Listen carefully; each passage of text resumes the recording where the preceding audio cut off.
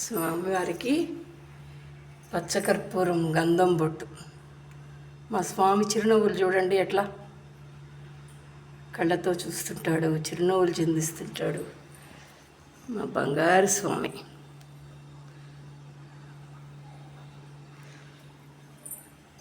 తులసమ్మ, ఎప్పుడు తులసమ్మ ఉండాలి స్వామికి. ఇక్కడ అల్వేలు మంగమ్మ. ఓం నమో వెంకటేశాయ. చూడండి చిన్ని పూజ.